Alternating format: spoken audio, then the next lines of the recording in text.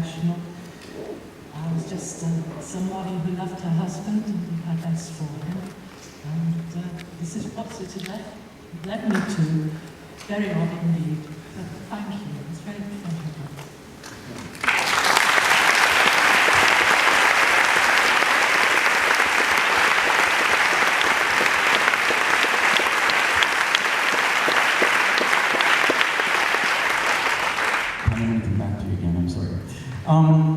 Sadly, Eric is no longer with us, and he was unable to see the final project, although I'm going to ask Johnathan in a minute. I know he played a big part in the production of it, at least in some of the information he gave. What would he have felt seeing this final product? What would his reaction have been for this?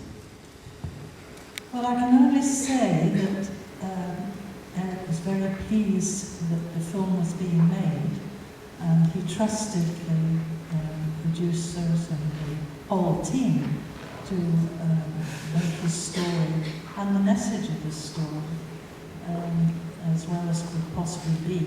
But he had no wish to see the final film.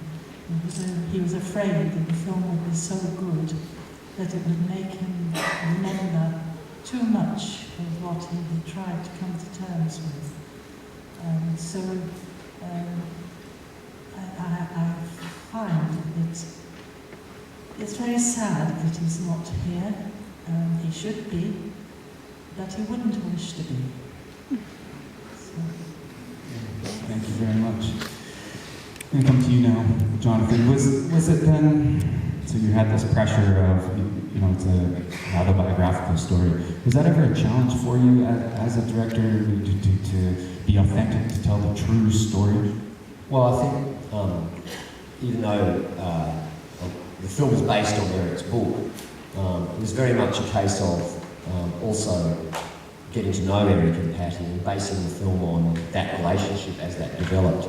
As I said, Andy and his team had worked and developed the film for many years and got to know Eric and Patti very well. So by the time I became involved, a great trust had been built up and a great friendships had been built up. So it was kind of a shortcut for me to be able to actually access Patti and Eric in that way and in a sense immerse myself in the emotional landscape of the film, because I always felt that was where, in a way, the emotional truth of the film is what we wanted to try and capture.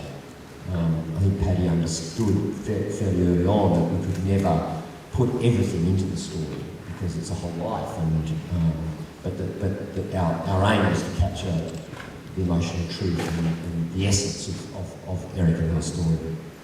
Thank you. So Andy, if I can ask you a question, building on what Johnathan just said, in terms of then, can you tell us a little bit about, you co-wrote this as well as produced it.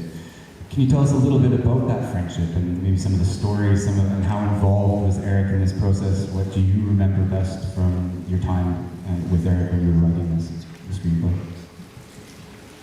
Well, it's only 14 years, so I hope you've got a while.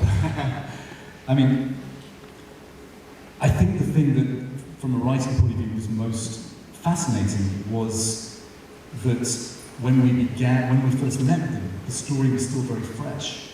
Eric was the man who came back from the war unable to speak, like so many people. He couldn't explain why he was such a mess. And even when he'd been through this extraordinary process of meeting Nagase, and he said to us, the pain just went away. And we said, that's great, but we can't write that.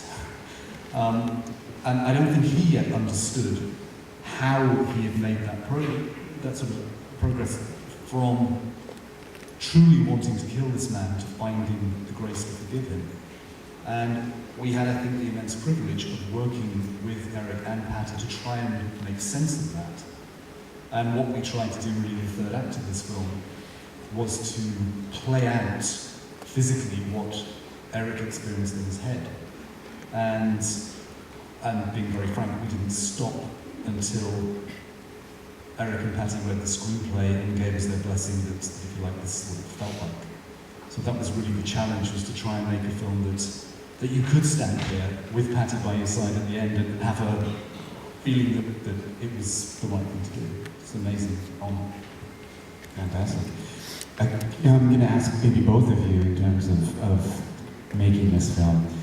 Obviously incredibly emotional, and you're dealing with real people here that went through this incredible ordeal. Ever challenging for you guys in terms of making the movies, or are there days where you're just like, whoa, this is hard?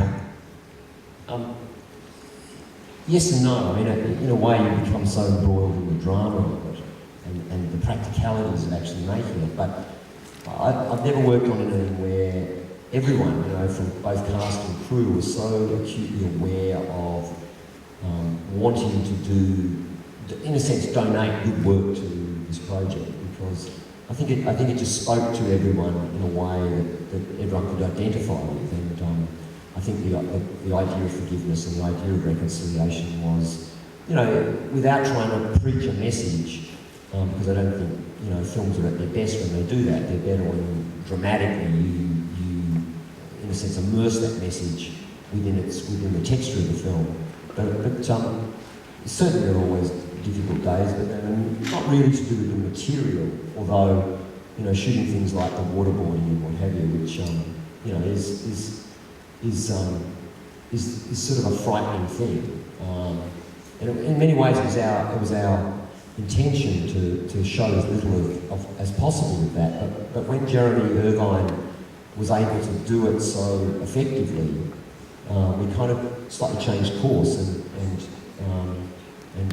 constructed it in a really different way. But on every film, regardless of what it is, it throws up both emotional and sort of literal problems along the way. But with this, it was almost like we always kept in sight the end story, which was about something life-affirming and positive, and that, I guess, sustains you through the kind of horrible bits. Yeah, I mean, there were the obvious high spots the day that we filmed in Berwick-upon-Tweed, and were able to bring Colin Firth and Nicole Kidman to Patti and Eric's house, and see Nicole and Patti looking at her roses. That was an extraordinary end to a very long journey. And for me, actually, the moment that I couldn't take was actually standing on that hillside in Queensland when we were doing those first beatings, and that Japanese guard shouting Lomax. And when he shouted Lomax the second time, that was more than I could take. You mentioned Jeremy Irvine, you've got Nicole Kidman, you've got Colin Firth, amazing performances here. How important is it as a director and as a producer? I think everyone knows the answer to this question, but how important is it to have these people on board? Well, the thing is about people like, cast like this and talent like this is that they are who they are because they're fantastic and talented and dedicate themselves to a film like this in a way that, you just sort of marvel at their commitment to it. And, for them, the film like this presented great challenges, but also, in some respects, great rewards because of the depth and complexity of the characters. And for them, I know what it meant to have access to the real people was an amazing thing. And but for me as a director, to work with people like that, you want to work with people of that quality every day you go to work. And as a filmmaker, you try and make the depth and the complexity of the films each time you go out and do it, as great as possible to give you all, as the audience, an experience that hopefully you take away and it lasts with you and it has some effect and, it has an emotional engagement. And so, they are very much a huge part of presenting, a story to the audience. Yeah, and we were very lucky. Colin Firth called us up one day when Johnathan Teplitzky was in London. And so I met this boy at a party last night, and he's obviously far too good looking to play the young me, but I just thought we might want to meet him. That was Jeremy Irvine who came in, and actually was the only person we ever looked at. We met this boy. He came in, he's only 21. He'd actually read the book a few years ago. He came in with this pile of research, but most of all, he just was the young Colin Firth. And I'm proud of so much of this film, but the way that those two, young and old Eric, worked for me, I think is just miraculous. I mean, the work that Colin and Jeremy did together was probably the most important preparation that took place in the film, because they built that character together. And it's very difficult when particularly as an actor, when you are just playing half a character. And so Colin, for example, he plays only the emotional consequences of what his younger self endured, which another actor plays. And so, he had to create a whole motivation and a whole reason for his behaviour, and how he felt and what have you. And I think working together, the dedication the two of them had and working together really brought that character to life and made, hopefully for you all, made it feel as if they were one character. Absolutely, I was amazed at how much Jeremy sounded like Colin first. It sounds like he was mimicking him all. It was fantastic. So you have all these stars. Maybe this is more a question towards you, Andy. Obviously, quite a big budget. Australia film, Hollywood.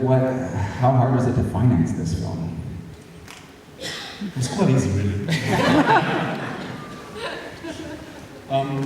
The reason it took so long in a way was because you had to put all that production value up on screen, otherwise you wouldn't do justice to the story, and so it was a very complicated co-production. It was great. Johnathan and I just made a film together. It was very obvious to me that if he would make this film, it would be wonderful.